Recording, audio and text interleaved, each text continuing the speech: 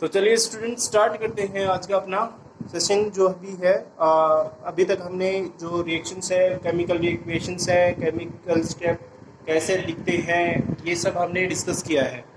आज अपन आगे डिस्कस कर रहे हैं। आगे आज अपना जो भी कॉन्सेप्ट है वो हम आगे पढ़ेंगे क्या होने वाला है। तो आज अगर आप आगे पढ़ेंगे तो कल हमने कुछ रिएक्शंस पढ़ी थी जिसमें हम कॉम्बिनेशन रिएक्शन का एग्जांपल समझ सकते हैं, एडिशन रिएक्शन का एग्जांपल समझ सकते हैं, है ना। और उसके बाद में डीकम्पोजिशन रिएक्शन पढ़ी थी। तो डीकम्पोजिशन रिएक्शन में भी हमारे पास बहुत सारे टाइप्स आए थे, सॉरी बहुत सारे नहीं, 3 ही टाइप आए थे, तो वो हमने पढ़े थे। आज हम आगे कंटिन्यू कर रहे हैं और कंटिन्यू में आज अपने पास सबसे पहले डिस्प्लेसमेंट रिएक्शन है। डिस्प्लेसमेंट रिएक्शन की अगर हम बात कर रहे हैं तो डिस्प्लेसमेंट रिएक्शन स्टार्ट कर रहे हैं। आज अपन कैसे इसको समझ सकते हैं, कुछ एग्जांपल्स भी मैं आपको दूंगा और आपको समझाने की कोशिश करूंगा। देखिए डिस्प्लेसमेंट रिएक्शन क्या कहता है, एक chemical reaction in which more reactive element displaces by less reactive element are known as the displacement reaction. यानी आप ये समझिए कि जहां एक तरह से जिसकी ताकत है वो ज्यादा हो उसको हम मोर रिएक्टिव एलिमेंट कहते हैं और लेस होती है उसको लेस रिएक्टिव एलिमेंट कहते हैं। आपको एक सीरीज दी होगी, रिएक्टिविटी सीरीज।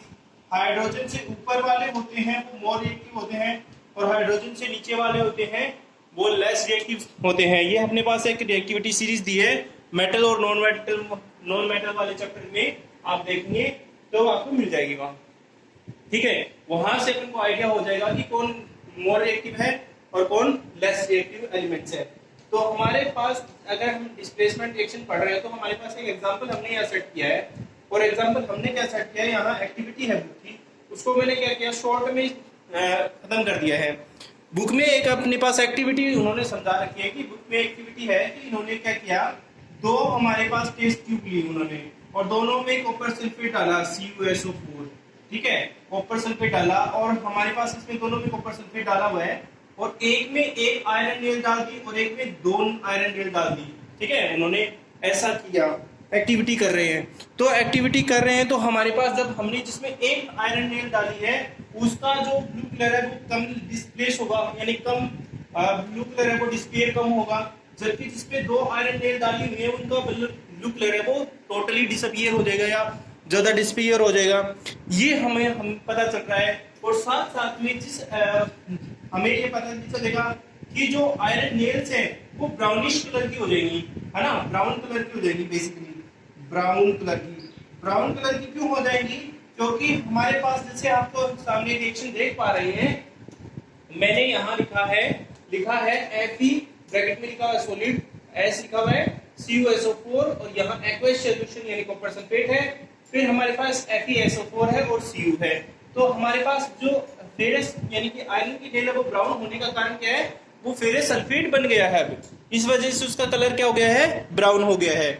ये आपको ध्यान रखना है कि ब्राउन कलर इस वजह से हो गया क्योंकि वो डिस्प्लेस कर चुका है सल्फेट आयरन को।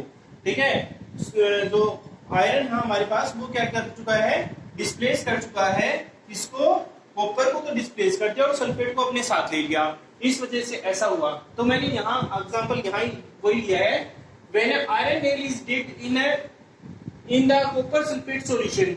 देखिए कॉपर सल्फेट सॉल्यूशन के अंदर अगर हम आयरन नेल डालेंगे then the blue colour of iron copper sulfate is disappear, copper sulfate is disappear,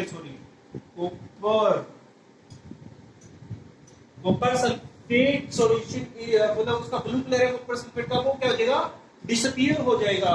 क्या क्यों हो जाएगा, show the displacement reaction. Displacement reaction दिखाने के लिए ही ये ऐसा होगा। मैंने आपको अभी भी बताया कि हमारे पास बुक में एक एक्टिविटी दी हुई है जिसमें हमें 2 टेस्ट ट्यूब लेनी है, दोनों में कॉपर सल्फेट सॉल्यूशन डालना है और उसमें हमें आयरन नेल डालनी है, एक में 2 आयरन नेल डालनी है, एक में 1 डालनी है। जिसमें 2 डालोगे उसका ब्लू कलर ज्यादा डिसअपियर हो जाएगा, जिसमें 1 डालोगे उसका ब्लू कलर कम डिसअपियर होएगा।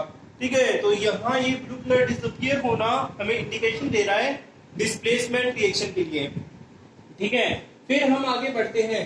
Basically displacement reaction are 2 type या इज 2 टाइप। हमारे पास बेसिकली जो है डिस्प्लेसमेंट रिएक्शन है वो 2 तरह की होती हैं। ठीक है, पहला हमारे पास सिंगल डिस्प्लेसमेंट और दूसरा हमारे पास डबल डिस्प्लेसमेंट है। तो मैंने यहाँ सिर्फ सिंगल डिस्प्लेसमेंट अभी के लिए लिया है, डबल डिस्प्लेसमेंट भी मैं लेने वाला हूँ। देखिए मैंने सिंगल डिस्प्लेसमेंट में लिखा है, in a chemical reaction single element is displace are called displacement single displacement reaction. For example हम ऊपर वाला भी ले सकते हैं वो का वही, और नीचे मैंने दो और अलग एग्जांपल लिए हुए हैं। ये तीनों ही हमारे पास सिंगल डिस्प्लेसमेंट रिएक्शन के एग्जांपल है। देखिए यहाँ पर Zn ये सॉलिड में है, फिर CuSO4 एक्वेशियस सॉल्यूशन में इसको कॉपर सल्फेट कहते हैं, फिर ZnSO4 हो गया ये यानी कि जिंक सल्फेट हो गया, प्लस Cu हो गया यानी सॉलिड स्टेट में आ गया है। इसी तरीके से हम आगे पढ़ सकते हैं। तो देखो Pp है, Pp यानी लेड है वो सॉलिड स्टेट में, प्लस CuCl2 यानी कॉपर क्लोराइड है वो एक्वेशियस सॉल्यूशन में है, फिर PpCl2 यानी कि क्या हो गया, लेड क्लोराइड हो गया प्लस Cu हो गया। ये हमारे पास है जो सिंगल डिस्प्लेसमेंट के दो एग्जांपल मैंने आपको दिए हुए हैं कि यहाँ आप देख सकते हैं कि सिर्फ एक ही जो है चीज डिस्प्लेस हो रही है। Pp ने Cu को डिस्प्लेस कर दिया है और Cl के साथ अटैच हो गया है। इसी तरीके से जिंक ने कॉपर को डिस्प्लेस कर दिया है, तो सिंगल डिस्प्लेसमेंट हम इसे कह सकते हैं। तो ये हमारे पास डिस्प्लेसमेंट रिएक्शन की डेफिनेशन के साथ सिंगल डिस्प्लेसमेंट मैंने आपको बताया है।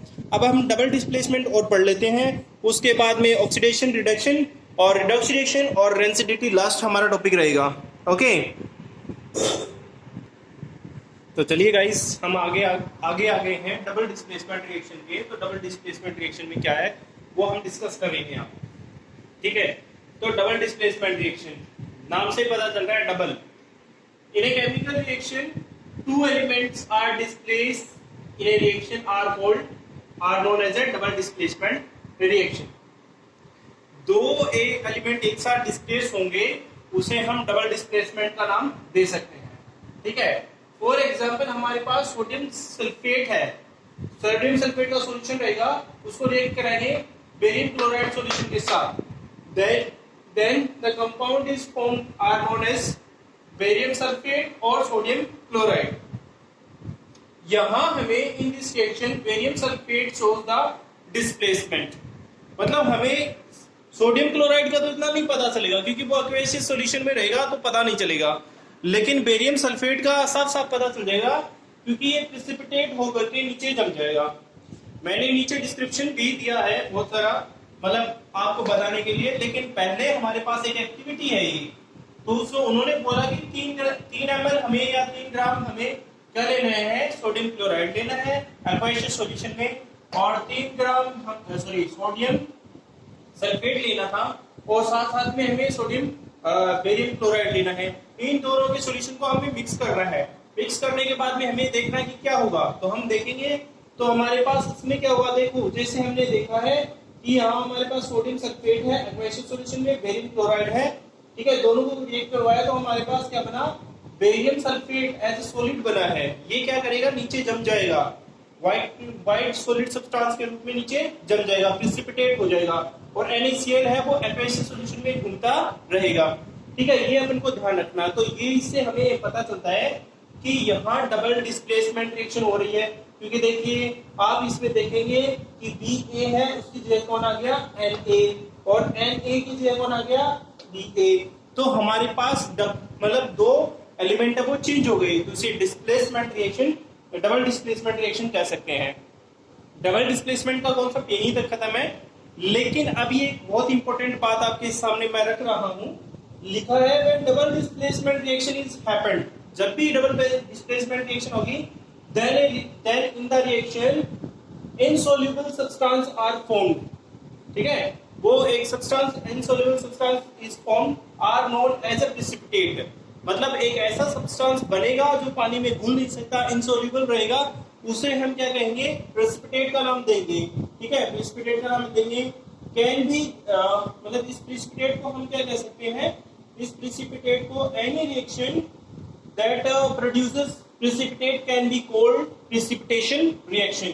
जब भी कोई रिएक्शन होगी और उसमें प्रेसिपिटेट बनेगा तो हम उस प्रेसिपिटेट को क्या कहेंगे, उस रिएक्शन को क्या कहेंगे, प्रेसिपिटेशन रिएक्शन कहेंगे।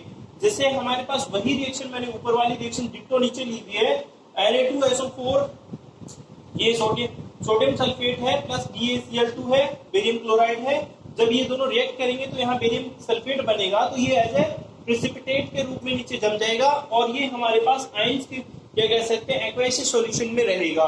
तो हमारे पास यहाँ डबल डिस्प्लेसमेंट का जो भी इंट्रोडक्शन है वो भी खत्म हो गया है। प्रेसिपिटेशन रिएक्शन मैंने आपको बता दी है, ये सारा सिस्टम यहाँ खत्म हो जाता है। फिर हमारे पास आता है ऑक्सीडेशन एंड रिडक्शन रिएक्शन, वो और डिस्कस करते हैं अपन कि क्या है। तो चलिए गाइस, ये हमारा आज का लास्ट टॉपिक रहेगा। आप बाकी का अपन आज चैप्टर फिनिश नहीं हो पाएगा, समाओ कि हम चैप्टर फिनिश नहीं कर पाएंगे। तो आज का हमारा ये लास्ट टॉपिक रहेगा और अब हम डिस्कस कर रहे हैं difference between oxidation and reduction reaction, दोनों को मिला करके ही रिडॉक्स रिएक्शन बनती है। तो हम यहाँ लास्ट टॉपिक ये डिस्कस कर रहे हैं। तो चलिए हम डिफरेंस, मैंने आपको जनरली डिटेल में ही बताया है एक तरह से ये, और आपको ज्यादा थ्योरी न लगा करके शॉर्ट सिंपल तरीके से बताया है। मैंने यहाँ लिखा प्रॉपर्टीज, यहाँ लिखा ऑक्सीडेशन रिएक्शन, रिडक्शन रिएक्शन। देखिए प्रॉपर्टीज में पहले मैंने लिखा on the basis of oxygen. On the basis of oxygen का मतलब है यहाँ कि ऑक्सीजन गेन हो रहा है, लॉस हो रहा है। तो मैंने पहले लिखा है the gain of N oxygen is called oxidation reaction. यहाँ आप देख सकते हैं 2mg है प्लस O2 है, तो ऑक्सीजन का गेन हुआ तो 2mgO बन गया, ऑक्सीडेशन रिएक्शन हो गई।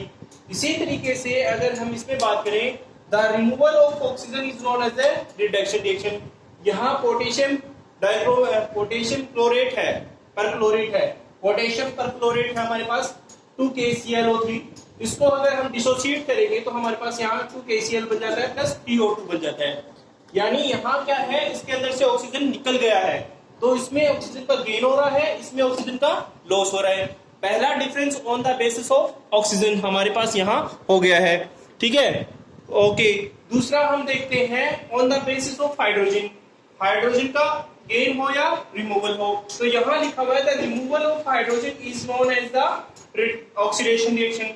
देखिए यहाँ आप देख सकते हैं 2H2S है, 2H2S प्लस O2 है, तो यहां से क्या हुआ, H हट गया है, तो ये क्या बन गया, 2H2O बन गया और 2S बन गया है।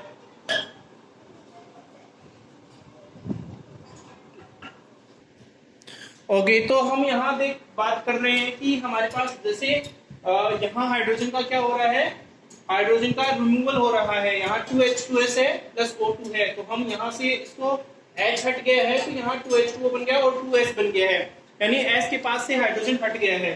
अगर हम बात करेंगे नेक्स्ट वाले में, तो कहा है the gain of hydrogen is known as the reduction reaction. H2 plus Cl2 which is known as 2HCl, हमारे पास 2HCl बन गया, यानी दोनों कंबाइन हो गए हैं, HCl उसके साथ कंबाइन हो गया है। फिर हमारे अब आगे देखते हैं नेक्स्ट थर्ड प्रॉपर्टी है on the basis of electropositive element. Electropositive element के बेसिस पे है हमारे पास यहाँ, तो हम देख सकते हैं removal of electropositive element is known as the oxidation reaction. देखिए यहाँ हमारे पास 2Ki है, K मतलब पोटेशियम, I मतलब है आयोडीन। पोटेशियम है वो पॉजिटिव है, K प्लस लिखते हैं, मतलब K प्लस 1 लिखेंगे, जैसे इसमें लिखा हुआ है, तो K प्लस 1 आएगा, तो यहाँ से ये हमारे पास क्या हो जाएगा, 2KCl प्लस I2 हो जाएगा, ठीक है। ये हमारे पास इलेक्ट्रोपॉजिटिव एलिमेंट इसमें से हट गया है। फिर कह रहा है gain of electropositive element is known as a reduction reaction. देखिए Mg है वो इलेक्ट्रोपॉजिटिव एलिमेंट है, मेटल्स होती है वो इलेक्ट्रोपॉजिटिव होती है, नॉन मेटल होती है वो इलेक्ट्रोनेगेटिव होती है। तो मेटल है यहाँ, तो ये इलेक्ट्रोपॉजिटिव है, तो यहाँ बन जाएगा MgCl2 बन जाएगा। फिर हमारे पास आ जाता है on the basis of electronegative element. Electronegative element के बेसिस पे हमें बताना है, तो यहाँ हमारे पास है the gain of electronegative element is known as oxidation reaction. देखिए यहाँ 2K है, इलेक्ट्रोपॉजिटिव एलिमेंट है, लेकिन इसने किसका, Cl2 का गेन किया है, सो दैट इसको हम क्या कह सकते हैं, ये हमारे पास ऑक्सीडेशन रिएक्शन है। K का Cl2 ने नहीं, Cl2 का K ने गेन किया है, ठीक है, इसलिए हम इसको इलेक्ट्रोपॉजिटिव एलिमेंट कह सकते हैं। फिर हमारे पास इलेक्ट्रोनेगेटिव एलिमेंट ने का गेन हुआ वहां पर। अब इसमें देख सकते हैं removal of electronegative element, electronegative element को निकालेंगे तो रिडक्शन रिएक्शन होगी। तो देखिए यहाँ लिखा है 2FeCl3 प्लस H2, तो यहाँ से 2Cl है, इसमें से निकल जाएंगे। तो यहाँ लिखा 2FeCl2 प्लस 2HCl, यानी इसमें से दो इलेक्ट्रोनेगेटिव एलिमेंट, यानी Cl क्या है, इलेक्ट्रोनेगेटिव एलिमेंट है, वो निकल गया। तो ये हमारे पास क्या हो गया, रिडक्शन रिएक्शन। अब हमारे पास लास्ट एंड फाइनल प्रॉपर्टी है on the basis of electron, इलेक्ट्रॉनों का गेन हो या लॉस हो। तो मैंने यहाँ लिखा है the losses of electron by an element is known as a oxidation reaction, मतलब इलेक्ट्रॉनों का लॉस होता है उस दौरान हमारे पास ऑक्सीडेशन रिएक्शन होती है। देखिए ये हमारे पास सोडियम है, इस पे यहाँ 11 इलेक्ट्रॉन है, लेकिन यहाँ से इसने एक इलेक्ट्रॉन बाहर निकाल दिया तो इसके पास 10 बच गए, इसलिए प्लस का सिंबल आ गया है। इसी तरीके से मैग्नीशियम में इसके पास 12 इलेक्ट्रॉन होते हैं, लेकिन इसके 2 इलेक्ट्रॉन छोड़ दिए, 2 बाहर छोड़ दिए, तो ये 10 हो गए, इसके पास ही प्लस 2 इलेक्ट्रॉन आ गया है। यानी यहाँ क्या हो रहा है, ऑक्सीडेशन रिएक्शन हो रही है। जबकि gain of an electron by an element is known as reduction reaction. The gain of electron by an element is known as a reduction reaction. देखिए Cl है और प्लस E माइनस हमारे पास, तो Cl का इलेक्ट्रॉन, Cl ने electron का gain किया तो Cl माइनस आ गया। ऑक्सीजन है, उसने भी 2 इलेक्ट्रॉन ले लिए तो ये हमारे पास -2 आ गया। ये हमारे पास जो है ऑक्सीडेशन और रिडक्शन में मैंने 5 डिफरेंसेस आप लोगों को बताए हैं, ठीक है, विद एग्जांपल, ठीक है। और आप लोग ये एग्जांपल के साथ ये सब ध्यान से पढ़ेंगे, ठीक है, समझेंगे, और आपको ये कंप्लीट करना है, पढ़ना है, सभी को लिखना है, चैनल को सब्सक्राइब करना है, वीडियो को शेयर करना है, लाइक करना है, ओके। और वीडियो देखते रहिए, साथ साथ में नोट्स बनाते रहिए, जो मैं लिख रहा हूँ वो भी आपके लिए बहुत बेनिफिशियल है, उसके अलावा आपको कुछ करने की ज़रूरत ही नहीं पड़ेगी। Okay, have a nice day everyone.